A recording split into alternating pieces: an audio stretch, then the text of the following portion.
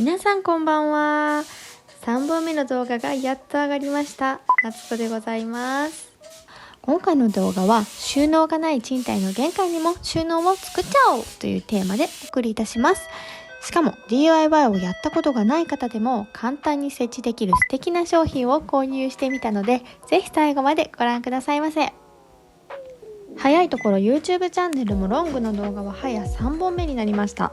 過去2本の動画はもうご覧いただけましたでしょうか。こちらのチャンネルは夏子プラスというチャンネル名にさせていただいたんですけれども、基本的には私が得意とする DIY を主に発信するんですが、 DIY だけにとどまらず毎日忙しく子育てをするママが賃貸でも自分らしく子育てしやすいマイホームで、あえてマイホームっていう言い方をインスタでもしているんだけど、賃貸だからって諦めずに心地よく暮らせるお家作りをサポートできたらという思いで、インテリアやファッション、育児のことなど暮らしにまつわることを発信していけたらなという意味でのプラスというチャンネル名にさせていただきました。そんなチャンネルなので、今回はがっつりゼロからガチ DIY ではなく、こちらの商品を使って賃貸でも簡単かつおしゃれに収納を増やしてみました。今回購入したのはベルメゾンの角が丸い設置簡単壁掛けボックスウォールフリーという商品です。サイズ展開が45センチ幅と60センチ幅の2つあるみたいなんですが、今回は60センチ幅を購入いたしました。すごくシンプルでどんなインテリアにも馴染んでくれるデザインだし、シンプルな中にも角の R がすごい可愛くって少しエッジも効いていて、めちゃくちゃタイプなウォールシェルフです。付属のパーツで石膏ボードの壁に取り付けが可能です。下地のないところでももちろん大丈夫です。本体自体も切り材ですごく軽いですし、耐荷重量は 5kg と割としっかりしていて安心感があります。それでは早速取り付けていきたいと思います。まずは取り付ける位置を確認するために、このようなシートが親切に入っているんですね。これがあることで DIY が苦手な方でも誰でも簡単に取り付けができちゃうわけでございます。まずは B シートの方を山折りにして A シートに重ね、セロハンテープで貼り付けていきます。よく見ると重ね合わせる部分にバッテンの印がついてるんですね。どんだけ不器用な人でも作れるようにしっかり考えられてるっていう、こういう商品って企業努力すごいですよね。続いてはパーツ取り付け窓をカッターで切り抜いていきます。個人的にはここだけちょっとめんどくさいなーって思いました。もうめっちゃズボラなんでね、最初から切り抜いといてくれたら嬉しいなと思ったんだけど、ここを最初から切り抜いた状態で売るのか、お客様に切り抜かせるのか、そこでだいぶコストが変わってくると思うんですよ。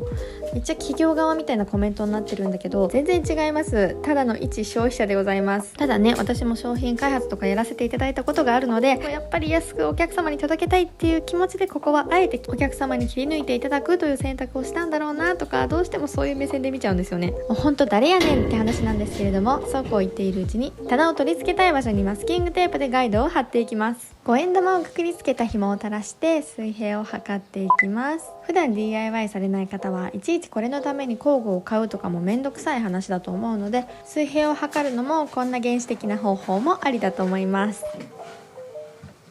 はい、そしたらですね、次は先ほどつべこべ言いながら切り抜いたこちらの取り付け窓にパーツをぶっ刺していきます。真ん中に1本針がついているので、ギュッと押すだけで仮止めされてすごく便利です。何気にこの仮止めされるっていうのすごいポイントなんですよね。っていうのも、この後ご覧のようにピンを刺していくんですけれども、仮止めされてないと片手でパーツを押さえて片手でピンを刺すという動作になるので、非常にやりにくいんですよ。そのあたりもね、取り付ける人の気持ちをしっかり考えられてるなと思いました。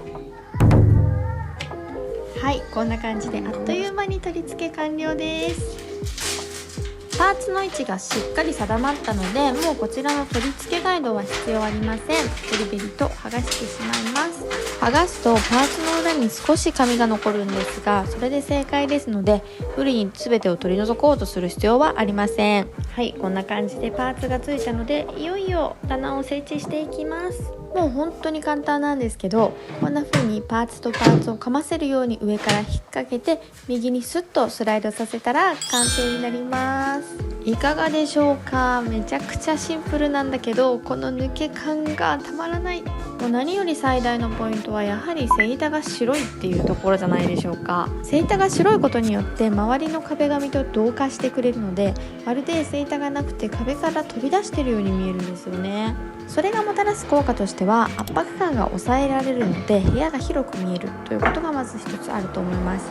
このように雑貨などをしつらえていくにあたり、一つ一つのアイテムが映えるっていうのもまたメリットですよね。今回のこれに限らず、お家の家具選びだったり、例えば今お家を建ててるよって方で収納や造作家具のデザインだったりにも参考になったら嬉しいです。はい、ちなみにこちらのアートは4歳の息子が描いた絵になります。100均にパステルカラーの絵の具が売っていて、それを使ったら全体的な色味のバランスとかすごいアーティスティックな作品に仕上がったので、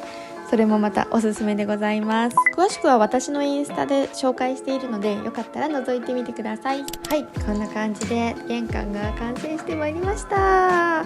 こちらの鏡はですね、シツラエルさんというお店で購入した確かスウェーデンのヴィンテージの鏡だったと思います。実際に、倉庫に行って探してきたすごくお気に入りの鏡です。このほうきとちりとりもすごい可愛くないですか。うちの玄関収納がないのでね、掃除用具も出しっぱなしは免れないぞということで、デザイン性の高いものを探して購入しました。可愛いだけじゃなくてすごい使いやすくてめっちゃ気に入ってます。楽天ルーム載せてるので、よかったら概要欄から飛んでみてください。はい、そんなコーナーでベビーカーも置きましたね。この玄関マットはコンランショップで息子が選びました。息子は無類のピンク好きなんで、何かしらとピンクのものばっかりを選ぶんだけど、これはなんか太陽と海サンセットみたいなイメージですごい可愛かったので迷わず購入しました。はい、こんな感じで賃貸戸建て我が家の玄関完成です。今回もご視聴いただきありがとうございました。よかったらチャンネル登録もよろしくお願いいたします。実は今現在ですね、まだまだ撮りためている動画がたくさんあるんですね。このアフレコ収録と編集がなかなか追いつかずですね、間が空いてしまいましたが、今後も皆さんに楽しんでいただける動画をガンガン出していく予定ですので、ぜひお楽しみに。